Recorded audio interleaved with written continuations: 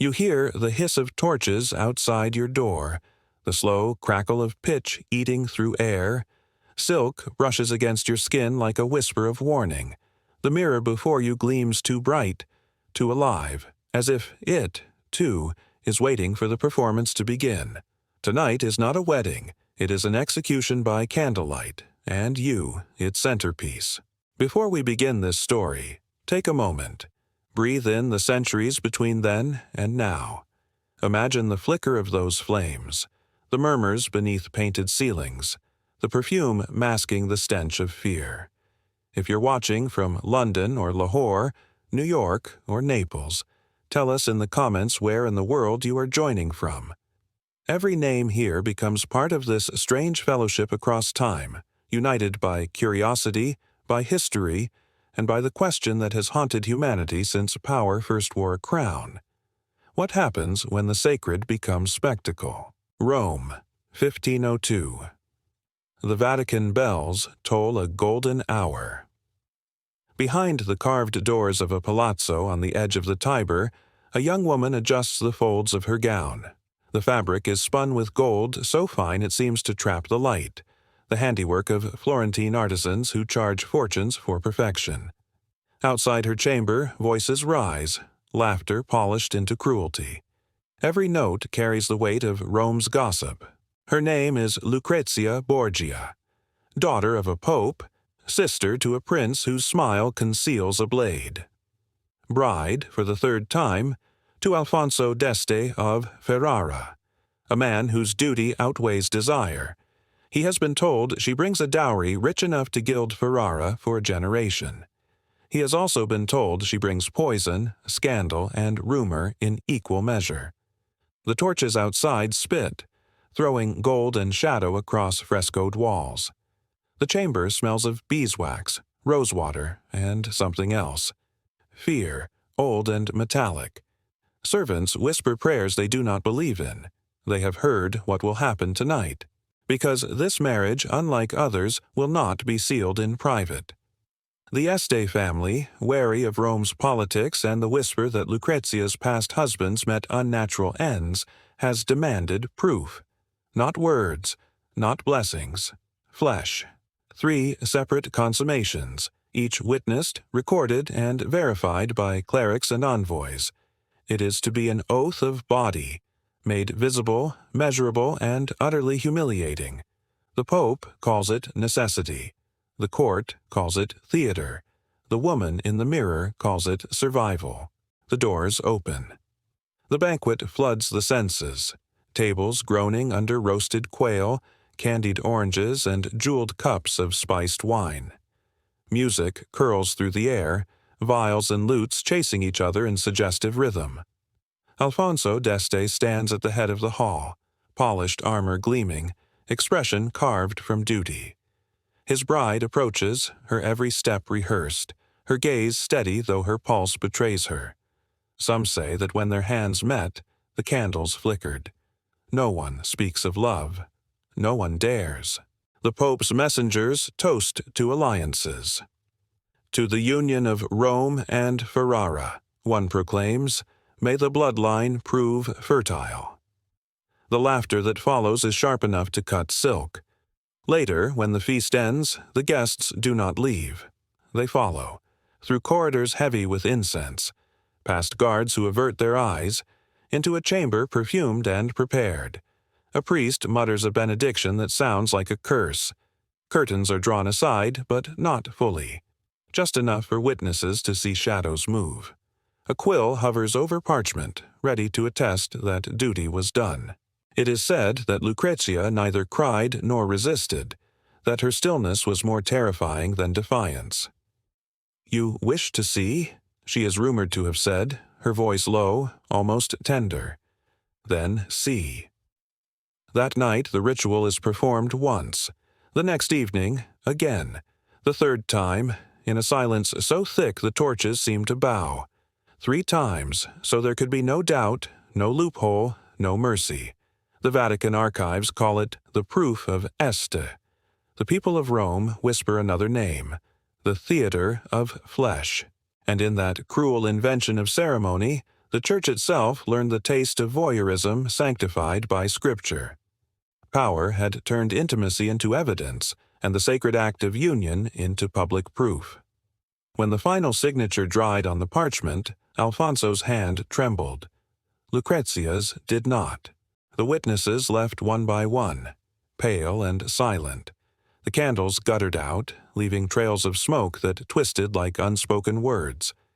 And in the mirror, the same mirror that had watched her prepare, her reflection stood unbroken. The mask remained intact, serene, immaculate. Yet behind it, something had shifted. Because humiliation, once complete, becomes a kind of freedom. There is nothing left to take. Outside, Rome slept beneath its gilded filth. Cardinals dreamt of kingdoms, poets of patrons, assassins of wages. None knew that inside that room, a legend was quietly rewriting itself. The girl who had been spectacle would soon become strategist. The body that was turned into evidence would become an instrument of rule, and those who thought they had witnessed her defeat had, unknowingly, witnessed her beginning. Some claimed the chamber was later sealed, the velvet curtains never removed, as if the very air had become sacred or cursed. But others swore that years later, in Ferrara, the Duchess sometimes paused before a mirror and whispered, "3 times they watched, and still they never saw." The reflection, of course, never answered. But if it could, it might have told us this: that power, when stripped naked and humiliated, learns to dress itself in a new kind of armor, the armor of performance. And somewhere deep in the Vatican vaults, beneath dust and doctrine, lies the parchment that bears witness to that night, a testament not to purity, but to the lengths men will go to prove it. History remembers the laughter, the torches, the ceremony. It forgets the eyes of the woman in the mirror. Tomorrow she will ride to Ferrara. But tonight the theater is hers. The morning after the spectacle breaks like a blade through silk. The torches are dead, the roses wilted, and yet the air still hums with the memory of eyes that should never have been there. In the echo of that night, a woman sits at her window watching the river creep beneath the bridge. She feels no need to look in the mirror. She already knows what she will see. The mask is no longer something she wears. It is something she is. When Lucrezia Borgia enters Ferrara, the court gathers like an audience unwilling to applaud. Behind jeweled fans and jeweled stares, they whisper the story they think they know: the Vatican's daughter, the Pope's pawn, the woman whose bed was once a stage. Ferrara prides itself on refinement, but refinement is merely cruelty polished into etiquette. Here, words kill more elegantly than swords. At first, the Duchess is met with civility colder than stone. Alfonso d'Este, her husband, is dutiful but distant. He rides at dawn, trains soldiers, and avoids his wife's gaze as though it might burn. His mother, the formidable Duchess of Ferrara, greets her with smiles measured like a surgeon's cuts. Every servant knows the unspoken rule. The new Duchess must prove she is not Rome's poison.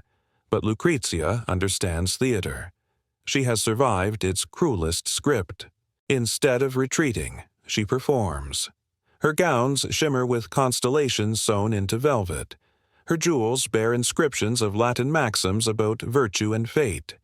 In her presence, even those who mock her find themselves adjusting their tone, their posture. She speaks little, but when she does, her voice lands softly and decisively, as though it has already been recorded in history. One evening, during a dinner in her honor, a poet, emboldened by wine, remarks, "Ferrara has gained not a duchess, but a spectacle." The hall stills. Lucrezia sets down her cup and regards him with the serenity of marble. "Then let Ferrara learn," she says, "how a spectacle becomes a sovereign." Laughter trembles, uncertain whether it's permitted. The poet bows, chastened, and the story spreads faster than any insult could have. She begins to host salons, not the debauched feasts of Rome, but gatherings of intellect and art. Scholars debate Aristotle. Painters unveil frescoes of divine women with Lucrezia's eyes. She listens more than she speaks. and when she does speak, she plants thoughts like seeds, slow, deliberate, and impossible to uproot. Her rooms become mirrors for the ambitions of men. When they leave, they feel wiser, inspired, but somehow beholden to her. The court begins to shift. Whispers of poison are replaced by admiration for her grace. The very act of observation becomes her weapon. Those who mock her find themselves exposed, not by confrontation, but by reflection. She has turned their gaze into a mirror, forcing them to see themselves through her calm disdain. Even Alfonso changes. Where once he saw in her only a symbol of his family's alliance with the Pope, he now sees an intelligence equal to his own. She advises him on matters of diplomacy, her words like the careful movement of chess pieces. "A sword cuts one throat," she tells him quietly one night, "but a word can change a kingdom." He never forgets it. Her transformation is not without cost. The Church still watches, Rome still whispers. Her brother, Cesare, once her protector and her shadow, now wages wars across Italy, leaving her to navigate a political landscape sharpened by betrayal. Letters between them survive, ink stained with affection, strategy, and shared wounds. "We are both masks," she writes, "but yours is armor. Mine must smile." Each appearance she makes in public becomes a kind of choreography. She walks through the streets with measured pace, acknowledging the poor, gifting coins not as charity, but as spectacle. Painters capture her likeness surrounded by light, her expression detached, untouchable. To the city, she becomes both rumor and relic, a woman who embodies what others fear, that shame, properly wielded, can become power. In time, those who once doubted her begin to orbit her influence.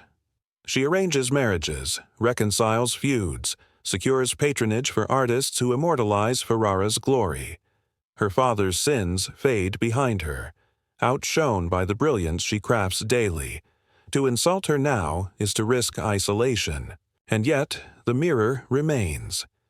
In her private chambers, surrounded by letters and candles burning low, she sometimes looks into it, not in vanity, but in recognition. It reflects a woman who learned to survive by performance until performance became identity. What began as self-defense has turned into dominion. A chronicler in Ferrara once wrote, "She governs with silence and looks. Men swear loyalty before realizing they have done so." Another claimed her presence felt like confession, that standing before her stripped a person of pretense. Still, she is not safe. Her husband's brothers resent her in-laws distrust her papal connections, and Rome still claws at her from afar. But she no longer hides. She has built her throne from glances and gestures, her kingdom from perception itself. Years later, when an ambassador from Venice visits Ferrara, he reports home in disbelief. "I expected scandal. I found order. I expected corruption. I found grace. The daughter of the Pope has become the mirror of a duchy, and yet, beneath the calm surface, a tension hums. Every performance must one day end. Every mask, no matter how perfect, must crack." In the quiet of her chambers, Lucrezia sometimes traces the edge of her reflection and wonders, has she tamed the gaze, or merely learned to live inside it?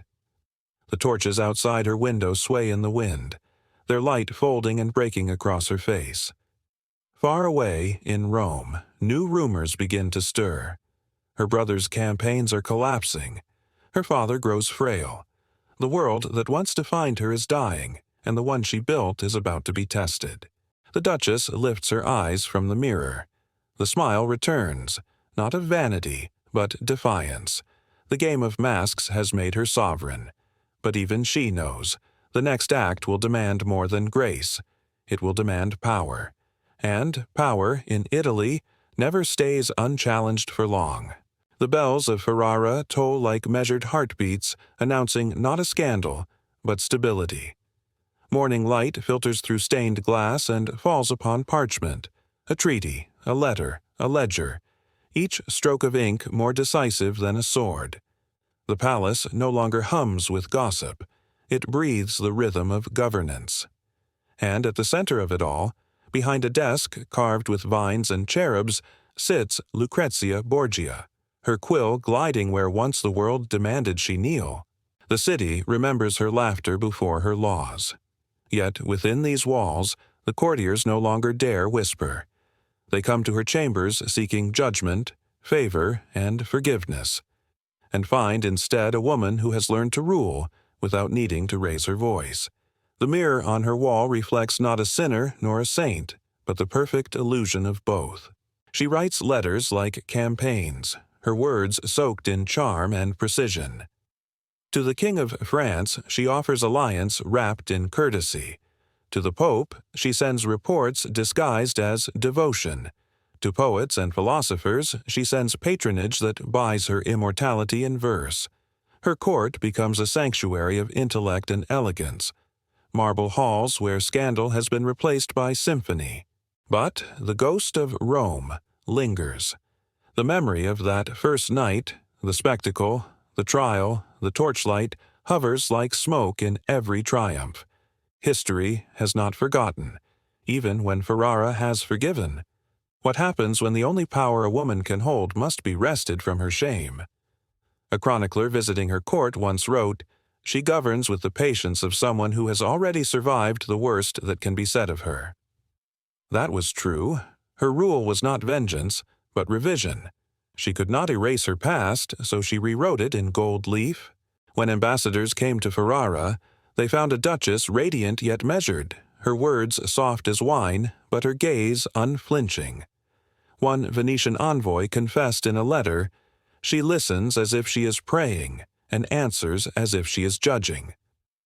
Another whispered that her smile was a confession no priest could absolve.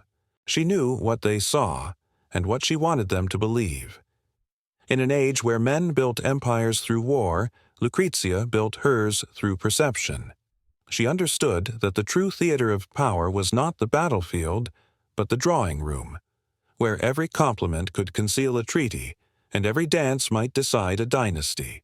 At night, when the palace sleeps, she walks her galleries alone. The mirrors shimmer with candlelight, and her reflection trails behind her like a loyal ghost.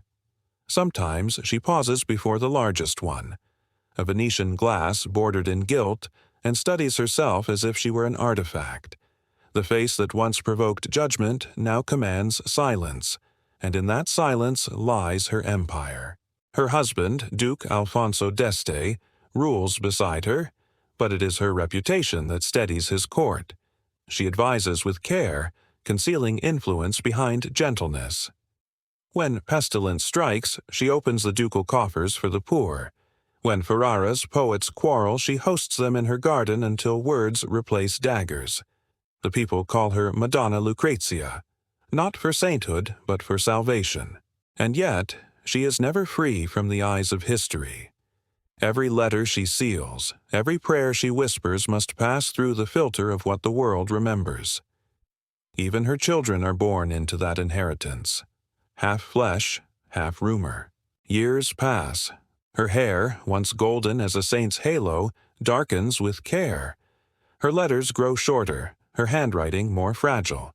She falls ill in the same chambers where she once composed her diplomacy. Physicians whisper about fevers, about exhaustion, about divine punishment. But those who know her understand. She has been burning for years, quietly, beautifully, like a candle meant to outshine the dark. In her final days, the Duchess asks for a mirror. The attendants hesitate. It feels improper, almost cruel. But she insists. They bring it, veiled in black silk. When she looks into it, she smiles faintly, not in vanity, but recognition. The reflection is no longer just hers. It belongs to history now. "Do you see her?" she murmurs to the priest beside her bed. "The girl they tried to destroy? She is still here." He crosses himself. "And what shall I tell them of you, your grace?" Lucrezia exhales softly, the faintest curve of triumph in her lips. "Tell them," she whispers, "that I forgave them before they began." When the bells of Ferrara toll again, it is not for scandal, but for a duchess who died as she lived, in silence and spectacle. The city mourns her, Rome forgets her, and painters immortalize her.